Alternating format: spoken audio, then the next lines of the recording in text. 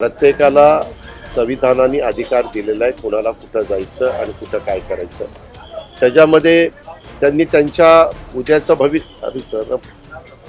भवितव्य काय आहे ह्या सगळ्या गोष्टीचा विचार करून त्यांनी त्यांचा निर्णय घेतलेला आहे. प्रत्येकाला आपापला निर्णय घेण्याची मुभा आहे आणि हे आज नाही, जसं देशाला स्वातंत्र्य मिळालेलं आहे तसं वेगवेगळे राजकीय पक्ष काम करतात. काही सत्तेवर असतात, काही विरोधी पक्षात असतात आणि त्या पद्धतीने काम चाललेलं आहे. दादा, तुम्ही हिंदी सक्तीकरणाच्या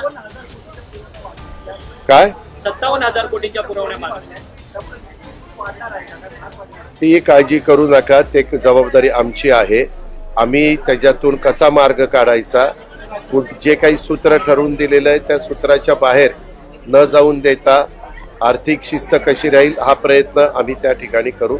आपण काही काळजी करू नका. दादा, हिंदी सक्तीकरणाच्या संदर्भात तुम्ही म्हटलेलं की आंदोलनाची वेळ येऊन देणार नाही आणि GR मात्र रद्द झालाय, परंतु आता दोन ठाकरे बंधू एकाच मंचावरती विजयी सभा करण्याकरता येणार आहेत. याकडे या दृष्टिकोनातून कसं पाहता? बघा, उद्याच्याला प्रत्येकाला अधिकार आहे.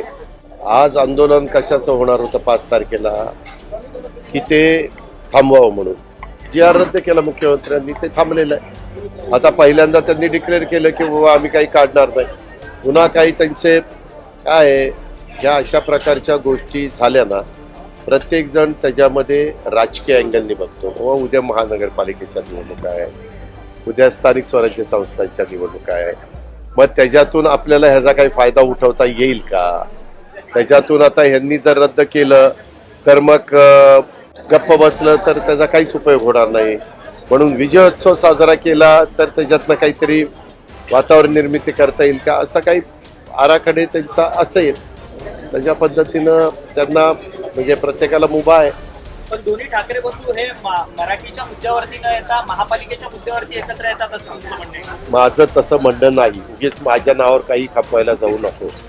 मी स्पष्टपणे परवा पुण्यामध्ये सांगितलं, कुणाच्या बरोबर जावं हा ज्याचा त्याचा वैयक्तिक प्रश्न आहे, त्या पक्षाच्या प्रमुखांचा प्रश्न आहे. उगीच काहीतरी ब्रेकिंग न्यूज लावायला अजित पवार असं म्हणले, अरे काही अजित पवार म्हणलाच नाही ना. ते दोघं बंधू ठरवतील त्यांनी काय करावं काय नाही. त्याच्यात आम्ही